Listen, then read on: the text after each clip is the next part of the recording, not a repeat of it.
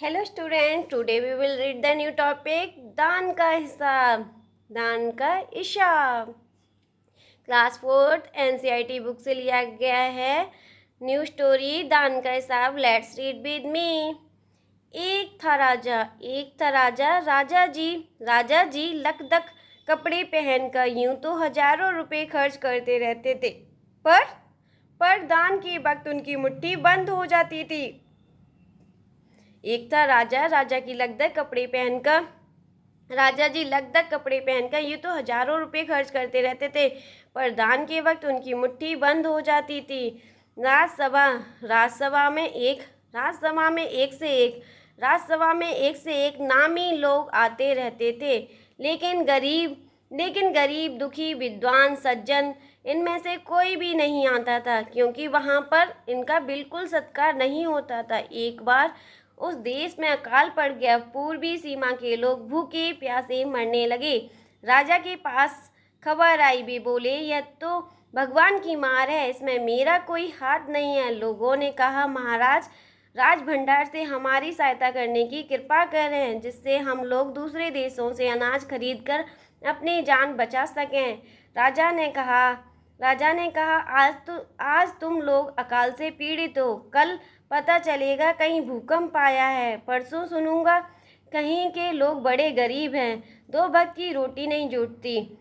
इस तरह सभी की सहायता करते करते जब राज भंडार खत्म हो जाएगा, तब मैं खुद में ही दिवालिया हो जाऊंगा। यह सुनकर सभी निराश होकर लौट गए। इधर अकाल का प्रकोप फैलता ही जा रहा था। ना जाने रोज कितने ही लोग भूख से मरने लगे।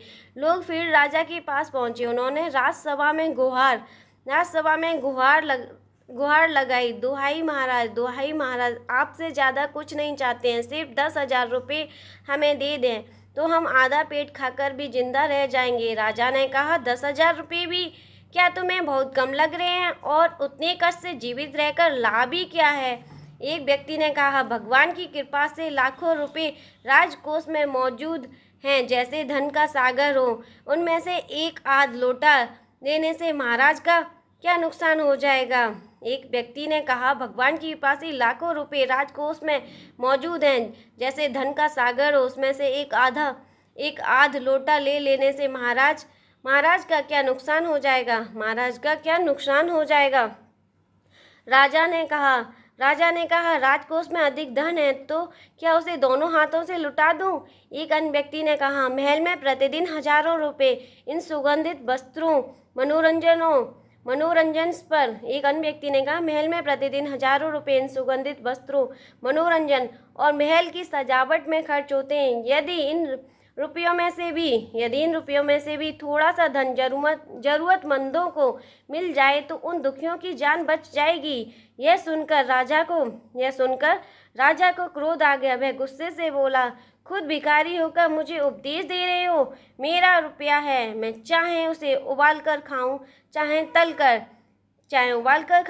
तल कर, मेरी मर्जी। तुम अगर इसी तरह बकवास करोगे तो मुश्किल में पड़ जाओगे, इसलिए इसी वक्त तुम चुपचाप खिसक जाओ। राजा का क्रोध देखकर लोग वहां से चले गए।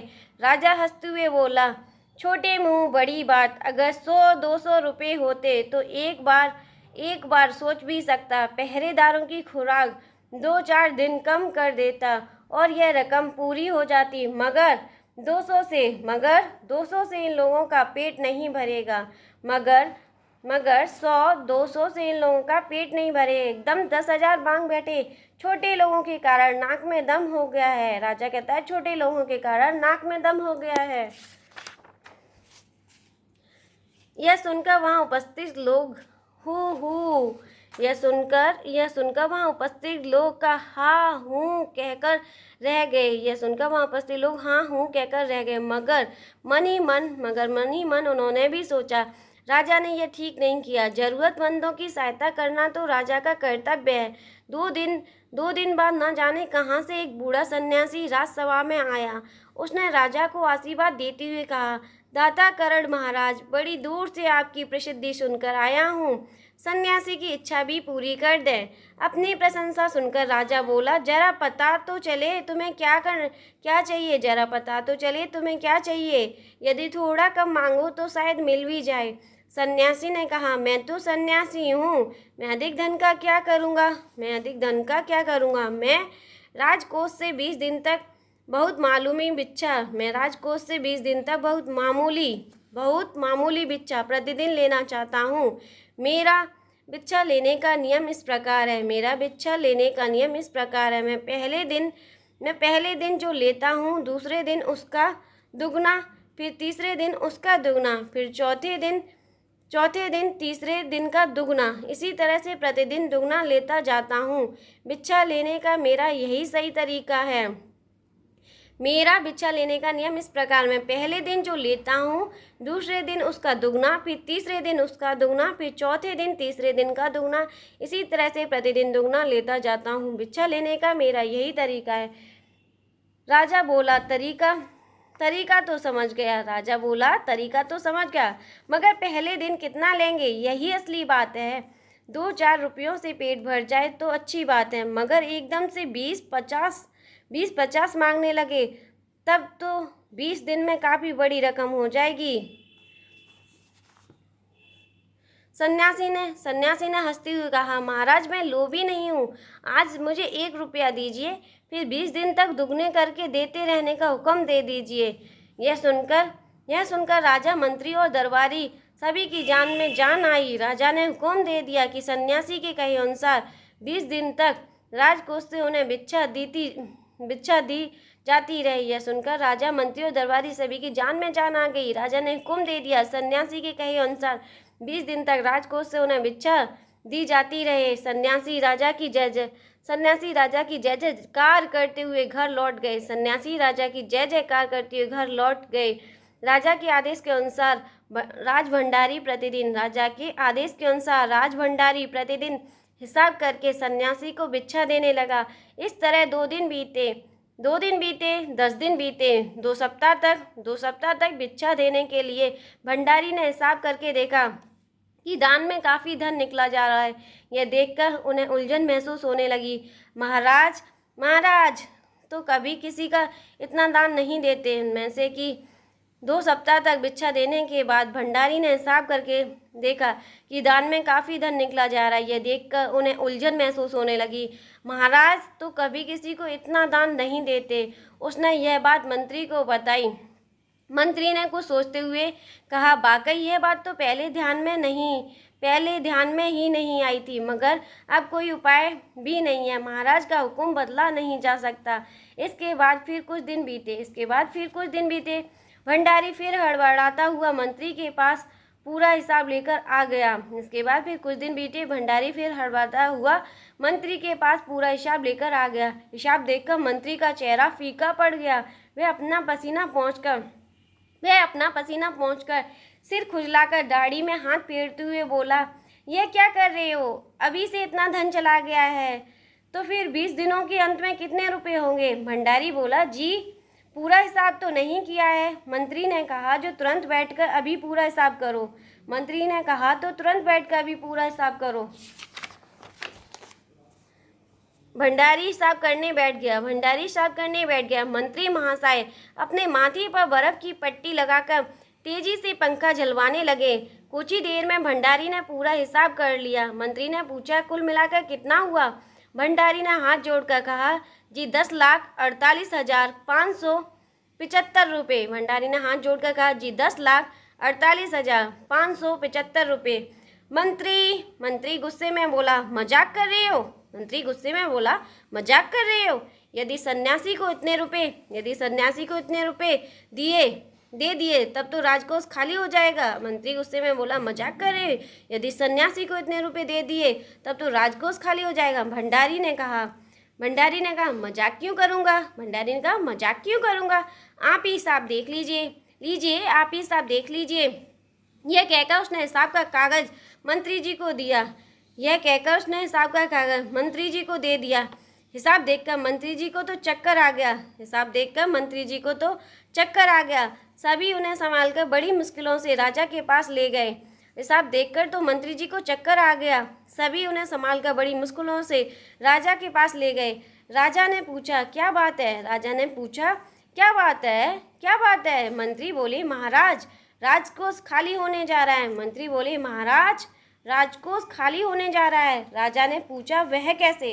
राजा ने पूछा, वह कैसे? मंत्री बोले, महाराज, सन्यासी को आपने भिक्षा देने का हुक्म दिया है। मंत्री बोले, महाराज, सन्यासी को आपने भिक्षा देने का हुक्म दिया है, मगर अब पता चला है कि उन्होंने इस तरह राजकोष से करीब 10 लाख रुपए झटकने का उपाय कर लिया है। मगर अब पता चला है कि उन्होंने इस तरह से राजकोष से करीब 10 लाख रुपए झटकने का उपाय कर लिया है।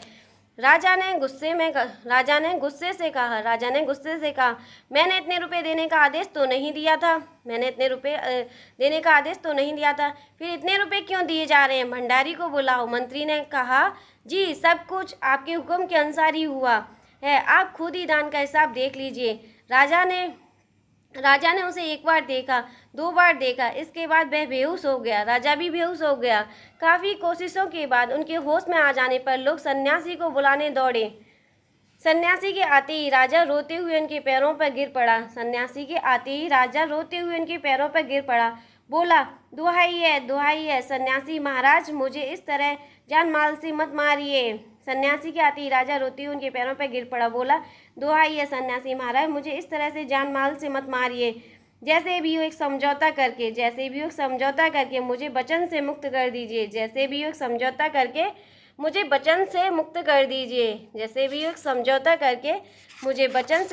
दीजिए।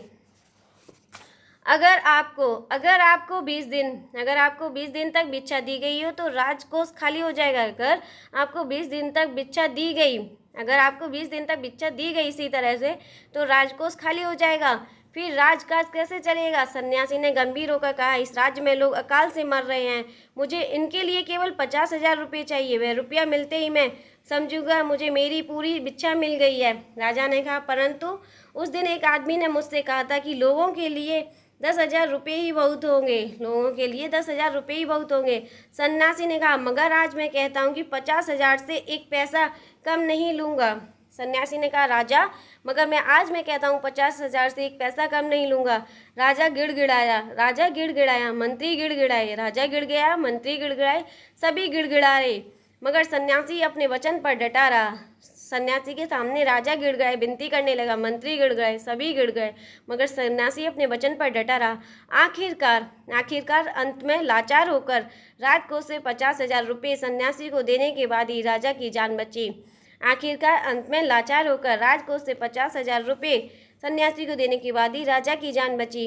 पूरे देश में खबर फैल गई, अकाल के कारण राजकोष से 50,000 रुपये राहत में दिए गए। पूरे देश में खबर फैल गई, अकाल के कारण राजकोष से 50,000 रुपये राहत में दिए गए हैं। सभी ने कहा, हमारे महाराज कर जैसे ही दानी हैं। सभी ने कहा, हमारे जो महाराज हैं वो कर जैसे ही दानी हैं।